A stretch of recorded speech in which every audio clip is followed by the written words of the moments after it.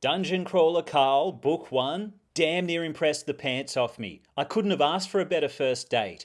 In fact, I was so impressed, I decided to stay in the dungeon and roll right into Book 2, Carl's Doomsday Scenario, the audiobook.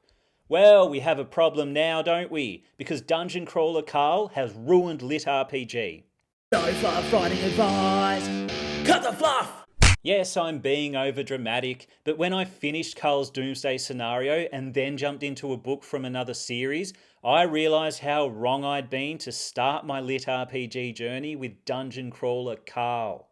Anyway, for now, let's discuss the good, the bad, and the ugly of Carl's Doomsday Scenario. Oh, I do have some issues with the book, and figure out where to go from there.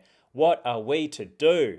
Alright, starting with the good before I drop some harsh but fair criticism. I came into this book worried the dungeon would start to feel stale. What? They're still stuck in the dungeon? Oh, that's right, it's a dungeon crawl, not a dungeon sprint. The thing is, my fears were unfounded. The author, Matt Dinniman, keeps it fresh. The whole new floor feels like a whole new... No, we won't do that. Without giving too much away, as well as the location change, we've got quests and character classes and race choices, all those RPG elements that didn't make the first book. Dinniman gets creative with the classes as well. Quite a few non-standard options in there. At one point, I think it says crawlers in the dungeon selected 40,000 different classes. That's what was selected. How big was the actual list? If this ever becomes a video game, which it absolutely will, the designers are now obligated to include over 40,000 class choices. If they don't, they're basically defecating all over the source material, and we can't have that. New NPC types keep things interesting. The new dynamic with Mordecai is perfect. I won't spoil it, but it's great to see that character get more attention. We're getting some character development there. I expect plenty more on the way. Naturally, Carl and Donut are being put through a dungeon-shaped hell. Plenty of twists and turns. Impossible situations to overcome, tough decisions to make, character building moments, character breaking moments, all the good stuff. As always, the humour's on point. Dinniman's a funny dude. I can't remember the last time I read or e-read a book this hilarious. Being an audiobook, I know the delivery helps, but there are some genuine chuckles to be had. Chuckles, groans, maybe a few WTF did I just hears?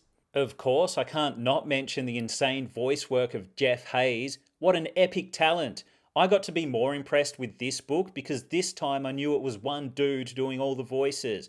It's almost like he's got a dungeon full of characters living inside him. Maybe he does. I don't know, but there's definitely something supernatural going on. My bet's on a deal with the devil, which is fine, nothing wrong with that. Some things are worth selling your soul for. More good stuff. I love how the seeds of future events were being planted right from book 1 and continue through book 2. With every book, the future gets a little more dangerous for Carl and crew and exciting for anyone reading. I'd like to think I wouldn't watch Dungeon Crawler World if I was in that universe. But I might. What's another positive? The violence against children. Wait, hear me out.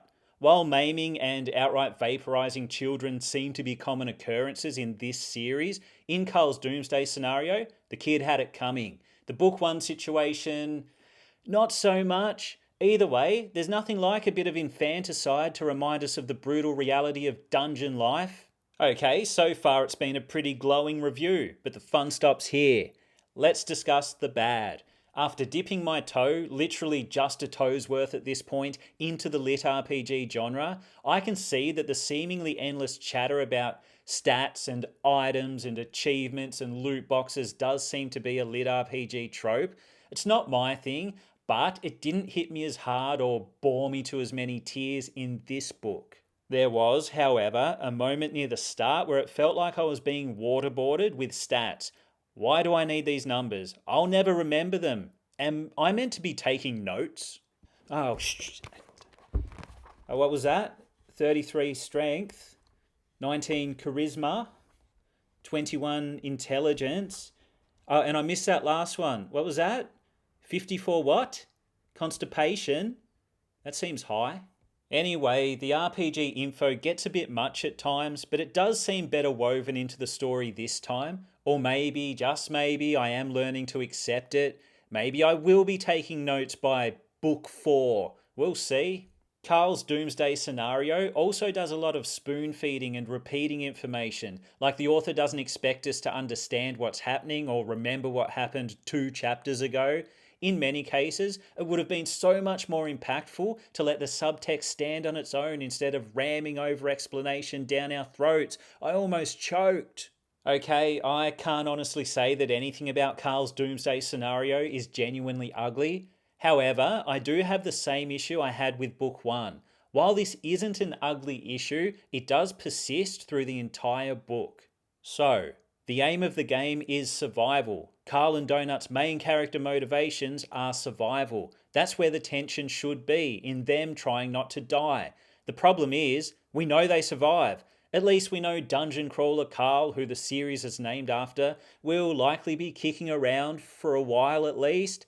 And if you look at the covers of future books, there's definitely a cat on one of the later ones. At one point, Carl comments on how valuable they are alive, wondering if the people running the dungeon will try to keep them alive. I do wonder if that's also the author asking himself the same question. Shh! Carl and Donut are really popular. I probably can't kill them, can I? In many stories, character death doesn't need to be on the table to create a compelling narrative. But when your character's biggest motivation is survival, death should be a real possibility. Now, with more secondary characters jumping on board, the stakes will get higher for us readers. We may get attached to these other characters, and they won't be as safe. Finally, the stakes will feel real, I assume. I will return to the dungeon very soon to see what happens. Why? Because Dinniman does an excellent job of signposting future events and challenges that keep you wanting to progress to the next floor. I'm in. Too deep. Can't get out. However, now that I'm 2 books deep into the dungeon, like I said, I've identified a major problem. This series is too good. Any lit RPG I read or hear now, I'll be comparing to Dungeon Crawler Carl. And after recently starting another series, I can see that's a problem. It's like going to a restaurant and eating a meal so succulent that everything else, even if it's good, tastes bland. So, my biggest critique of the DCC series so far is it's too succulent for its own good, and I don't know what to do. If you enjoyed this video, hit subscribe. If you didn't enjoy this video, hit subscribe anyway, and hate watch my content. That's always fun.